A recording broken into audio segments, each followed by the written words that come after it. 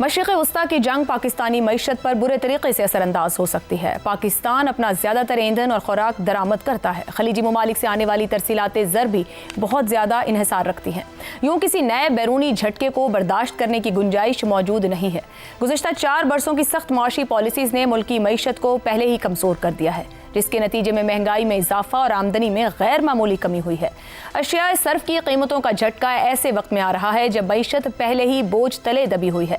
ज़र मुबादला के ज़खायर 3 माह से भी कम दरामदात के बराबर रह गए हैं। हुकूमती कर्जा मजमूई कौमी पैदावार के 70% से तजावुज़ कर चुका है। इस कमज़ोर माली और बैरूनी पोजीशन के बायस हुकूमत के पास मईशत को सहारा देने के लिए बहुत कम वसाइल बचे हैं।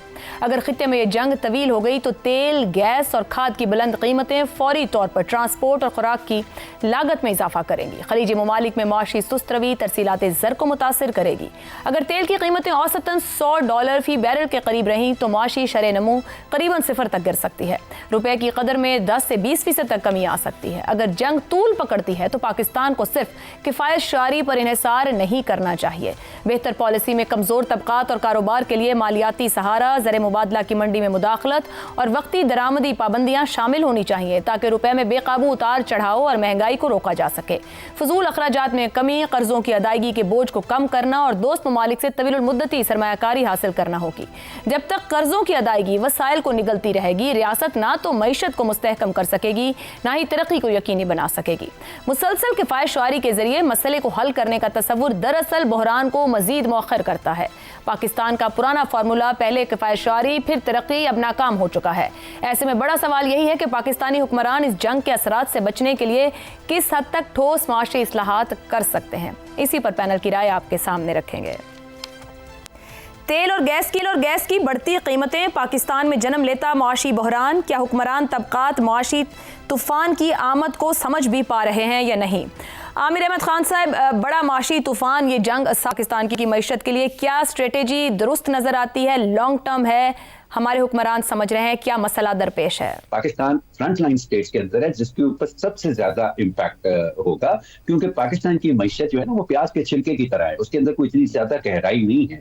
तो जिस तरह से हमें पहले दिन ही एक वॉर फुटिंग पे चले जाना चाहिए था, एक स्ट्रक्चर्ड लेयर्ड किस्म की पेट्रोलियम पॉलिसी हमारी होनी चाहिए थी जिसमें आप गरीब तबके को बिल्कुल प्रोटेक्ट करें, लेकिन not at the cost of artificial जो है ना कि आप करेंसी के ऊपर दबाव रखते हैं अपना, उसको फ्री मार्केट के हिसाब से उसकी मूवमेंट को रोके रखते हैं, जो कि पीएमएलएन की हुकूमतों में पहली दफा भी हो चुका है। एक छोटा सा मैं आपको एग्जांपल देता चलूं कि ये जो हाई ऑक्टेन की कीमत बढ़ाई है कि 9 अरब रुपए उससे बचाकर पाकिस्तान गरीब तबके को सब्सिडाइज करेगा उसके अंदर, तो आयशा अगर आप पेट्रोल प्राइसेस की इंटरनेशनल प्राइसेस के साथ नहीं चलते हैं तो पाकिस्तान को एक हफ्ते के अंदर 50 अरब का नुकसान होता है। ये 9 अरब कोई चीज नहीं है। हमें इससे ज्यादा हमें अपने आप को वॉर फुटिंग के ऊपर ट्रीट करना चाहिए, और वो वॉर फुटिंग मेंटालिटी मुझे अभी तक कहीं नहीं नजर आ रही। ठीक हो क्या रजा रूमी साहब, ये जो पाकिस्तान के लिए एक माशी इम्तिहान है, या इसे हम एक फैसला कुन मोड़ कह सकते हैं कि हुक्मरानों के पास आपके ख्याल में सूरत हाल से निमटने के लिए सलाहियत या नीयत मौजूद है, यानी कि ये एक इम्तिहान के तौर पर ट्रीट किया जाए या डिसाइसिव एक्शंस की जरूरत है यहाँ पर? देखिए आयशा, जैसे भी आमिर साहब ने कहा कि यहाँ पर एक इमरजेंसी सिचुएशन है।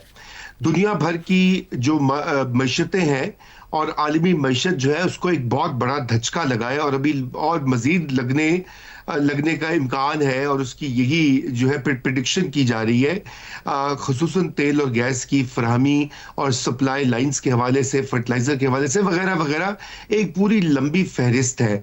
और अभी ऑलरेडी पाकिस्तान में जो है इन्फ्लेशन या महंगाई के असरात जो है वो आगे आना शुरू हो गए, बल्कि मैं देख रहा था कि बहुत सारे आलमी मीडिया जो है वो भी इसको रिपोर्ट कर रहे हैं कि किस तरह से शहरियों के लिए मजीद महंगाई का सबब बन सकता है। तो इन तमाम अवामिल को देखते हुए बहुत हंगामी बुनियादों के ऊपर एक प्लानिंग की जरूरत है, और ये जो रटे पिटे कॉस्मेटिक मेजर्स किए जाते हैं कि जी वो 20% तनख्वाहें काट लेंगे पार्लियामेंटेरियंस और 30% सरकारी मुलाजमीन काट लेंगे, वो ठीक है, वो वेलकम है, मगर ये कहीं ज्यादा जो हालात इतने संगीन हैं कि ये जो माजी के कॉस्मेटिक मेजर्स हैं ये नाकाफी हैं। आपको बहुत कुछ आगे करना पड़ेगा और यकीनन ये आने वाले महीने जो है ये बहुत टफ होंगे तमाम तर लोगों के लिए, इंक्लूडिंग पाकिस्तान के लिए। जी ठीक हो गया जी। शहजाद साहब, हम अपनी मईशत पे जब भी बात करते हैं कमजोर सी सूरत हाल दिखाई देती है। मौजूदा हालात में पाकिस्तान की मईशत किसी नए झटके को बर्दाश्त करने के काबिल तो है नहीं, मगर हालात ये बता रहे हैं कि ये बर्दाश्त तो करना पड़ेगा। मगर क्या हुक्मरान यकीन किए बैठे हैं कि जिस तरीके के इकदाम ले रहे हैं वो संभाल लेंगे? ये मुआशी झटका किसी सियासी झटके में नहीं बदलेगा उनके लिए? आयशा, कर भी क्या सकते हैं? आपने सलाहियत का जिक्र किया है कि उनमें सलाहियत है भी या नहीं। मैंने नीयत का भी सर साथ जिक्र किया था। सलाहियत और नीयत, चले नीयत हो भी, मैं नहीं समझता कि नीयत नहीं है, लेकिन सलाहियत से ज्यादा इस्तेदाद का सवाल है। ओके। इस मईशत के अंदर क्या इस्तेदाद है कि वो कोई बेहतरी की गुंजाइश क्रिएट कर सकें? तो ये नहीं कि वो करना नहीं चाहते, बल्कि ये जो हमारी मईशत है ये तो बिल्कुल एक धागे से लटकी हुई है और उस खरबूजे की तरह है कि जो चाहे वो जब चाकू पे गिरेगा या चाकू उस पे गिरेगा तो कटेगा खरबूजा ही। ये बदकिस्मती है पाकिस्तानी मईशत की। ऐसी मईशत जो कि 15 अरब डॉलर की मकरूज है और उसकी बुनियाद के ऊपर अपना सालाना बजट बनाती है और आगे चलती है। IMF आपको 1.5 अरब डॉलर तब देता है, कहता है कि जब 15 अरब का तुम बंदोबस्त कर लोगे डॉलर्स का, उसके बाद मेरे पास आना, मैं तुम्हें 1.5 अरब डॉलर और दे दूंगा। तो 15 अरब वो सऊदी अरब है, वो UAE है और वो चाइना है। ये 3 मुल्क हैं जो आपको 15 अरब का कर्ज दिए हुए चला रहे हैं और आपने अपनी शक्ल एक सामने फ्लोटिंग जिसे कहते हैं कि आपने मुंह पानी से ऊपर रखा हुआ। अब मुझे बताइए कि अगर पाकिस्तान को किसी इम्तिहान में कोई डाल दिया जाए, यानी इस जंग के हवाले से कोई मांग बैठे कोई चीज, मिसाल के तौर पे आपने मुआहदा किया हुआ है सऊदी अरब के साथ, मिसाल के तौर पे आपके तल्लुकात अमेरिका के साथ बहुत अच्छे हैं, वो कहां से अगर लॉन्च करना चाहे तो कह दे कि मुझे, तो आप अंदाजा लगाइए कि पाकिस्तान की मईशत किन हालात के अंदर बिखर के इस तरह बिल्कुल नाजुक सी एक जगह पे बैठी है। तो इसलिए कहने का मतलब ये हुआ कि आप सिर्फ तेल और गैस को ना देखें, आप ये देखेंगे इन्फ्लेशन के साथ क्या होगा, आपके रुपए की कदर आपने जिक्र किया। तो इसलिए पाकिस्तान वो खरबूजा है, चाहे उस पर चाकू गिरे या वो चाकू पे गिरे, दोनों सूरतों में कटेगा खरबूजा ही। इसलिए पाकिस्तान के पास इस्तेदाद ही नहीं है। तो शुक्र खुदा का, पाकिस्तानी को अगर कोई सेलिब्रेट करना है ना आज, ये जो ट्रंप की ट्वीट है ना उसको सेलिब्रेट करो, क्योंकि अगर आपको कोई इम्तिहान में डाल दिया जाए और पूछ लिया जाए कि अब हमारे लिए तो हम उस इम्तिहान को तैयार ही नहीं है। ठीक भाई, हम खत्म हो जाएंगे इससे पहले कि दुनिया को कुछ फर्क पड़ेगा। अल्लाह रहम करे। ज़ैगम साहब, ये जो हुक्मरान ज़बानी कलामी और किसी हद तक अमली तौर पर किफ़ायत शारी की बात कर रहे हैं, जोर दे रहे हैं, क्या ये मुसलसल किफ़ायत शारी की पॉलिसी समाजी बेचैनी को भी जन्म दे सकती है? लोग अंडरस्टैंड करेंगे जो कह रहे हैं या बता रहे हैं, वो खुद भी पूरा अमल कर रहे हैं? समाजी बेचैनी तो नहीं होगी, उसकी वजह फिर मैं अभी या थोड़ी देर में या आइंदा बता दूंगा। देखिए, वो कहते हैं ना कि तुम जंगल में हो और अकेले हो और सामने शेर आ जाए तो तुम क्या करोगे? और जवाब ये है कि फिर जो करना है वो शेर नहीं करना है। अगर ये बहरान चंद महीने चलता है जी, तो मैं तो समझ ही नहीं सकता कि ये हमारे टार्जन क्या कर सकते हैं। There is no way out.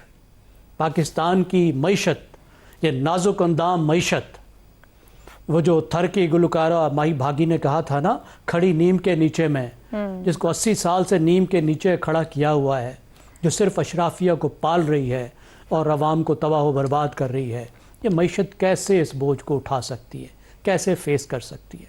कोई फिगर्स आप स्क्वायर करके जब सामने रखें, हालत ये है कि आपके 16 बिलियन डॉलर के रिज़र्व हैं, जिसमें 10 बिलियन डॉलर आपके हैं ही नहीं, तो 6 बिलियन डॉलर के आपके टोटल असल रिज़र्व्स हैं।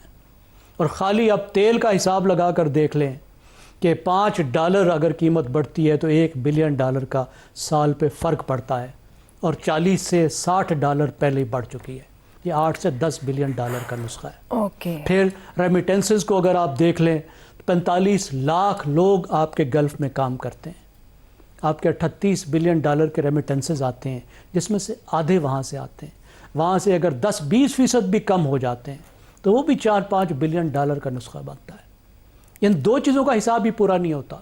बाकी तो आपकी इंपोर्ट का क्या हशर होगा, एक्सपोर्ट का क्या हशर होगा, इंपोर्ट्स कितनी महंगी हो जाएगी, एक्सपोर्ट्स कितनी मुश्किल हो जाएगी, उसके बाद आपके रुपए का क्या बनेगा, जब रुपया गिरेगा तो महंगाई का क्या तूफान आएगा।